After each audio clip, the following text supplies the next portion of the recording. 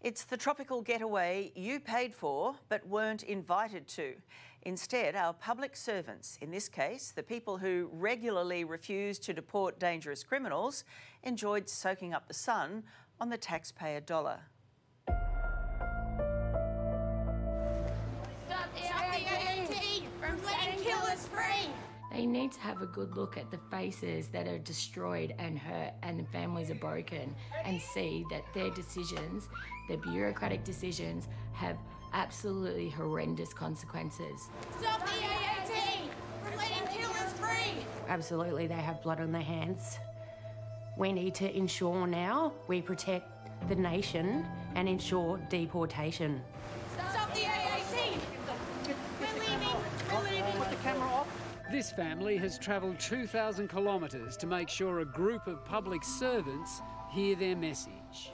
Sorry guys, get the camera off. We want them to be accountable, see the grief that they've caused us, the trauma that we live every day. So you're angry for your grandchildren?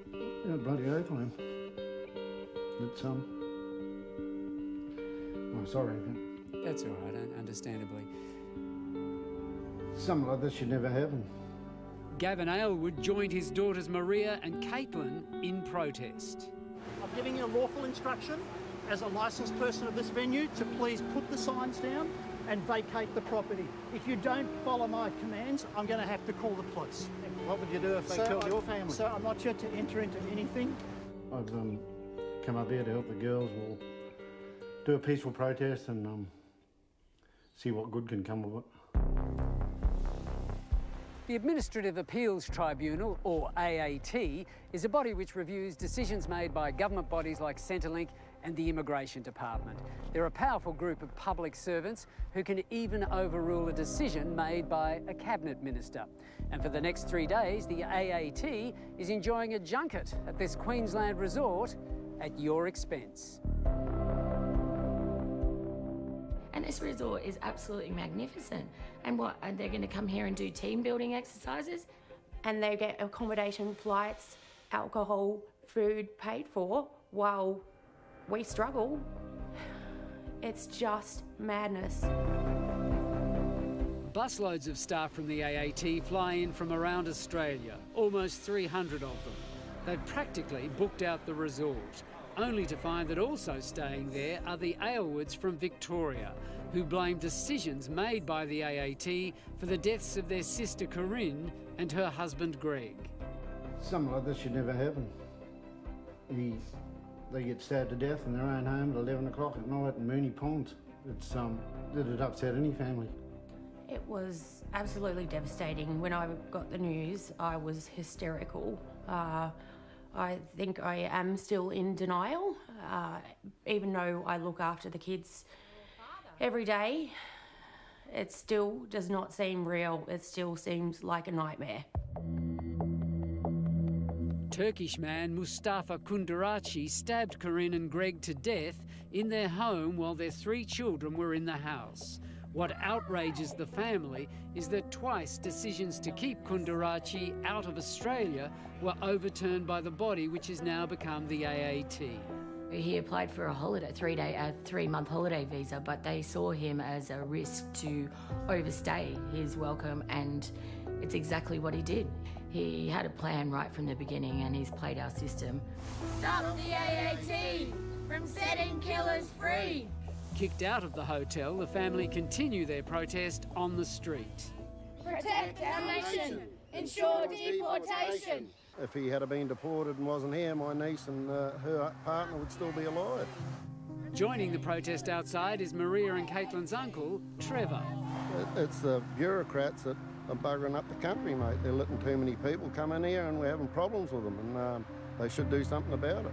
We need to send a firm message, enough is enough. Now, Minister Peter Dutton has been trying to do this, but having the decisions overturned, as far as I'm concerned, it's a disgrace. Victorian MP Jason Wood says the government is so concerned about decisions being made by the AAT that it's launched an inquiry into the tribunal. And I'm greatly concerned, like many other Australians, of how these violent thugs, murderers and rapists are allowed to stay in the country after the minister's made a decision that they have forfeited their path to stay in Australia. I don't understand how they get to do this.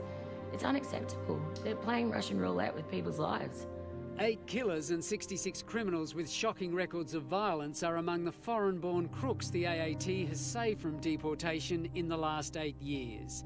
In fact, statistics show the tribunal is now overruling more visa deportations recommended by the Immigration Department than it's upholding, something which sparked this response from the Minister, Peter Dutton.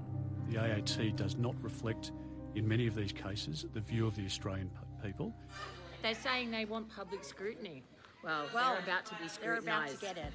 Clearly among the Aussies who don't agree with the decisions made by the AAT are the Aylward family.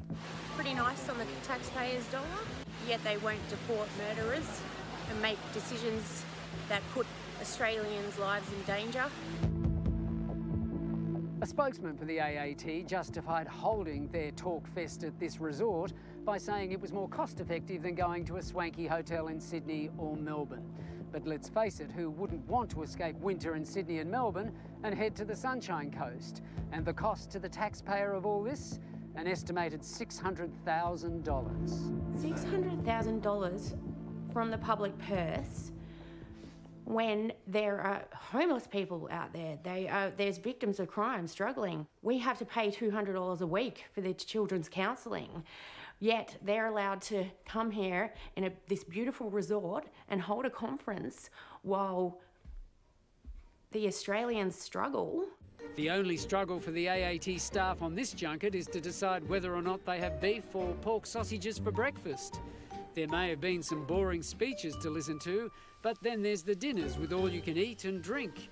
And for the stayers, a nightcap at the bar. Sure beats sitting in the office. Well, I prefer the Administrative Appeals Tribunal members to come down to Melbourne and meet some of the victims of the home invasions or the family members where people have been murdered and they've made decisions in support of the person on the visa rather than the victim. I paid a lot of tax in Australia to be in business all my life. That's going to them. They should give it back to me. I could spend it on my grandkids. Remember, Gavin blames the AAT for allowing his daughter and son-in-law's killer to stay in Australia, but a spokesman for the AAT says Gavin and his family don't understand the process and that in both decisions made about Mustafa Kundarachi, his character was not put into question by the Department of Immigration, therefore was not considered as part of the review process. Stop the AAT from setting killers free. Once your visa is cancelled, you're gone. No appeal. You clearly have done something that is not what we expect in Australia, so you are out. If you commit a crime, you need to go. We're leaving. Put the camera off. In a statement, the AAT confirmed their get-together cost $600,000 and said, quote, it's standard practice for tribunals and courts to organise professional development in the form of a conference. The inquiry into the tribunal starts in July and is expected to run 6 months.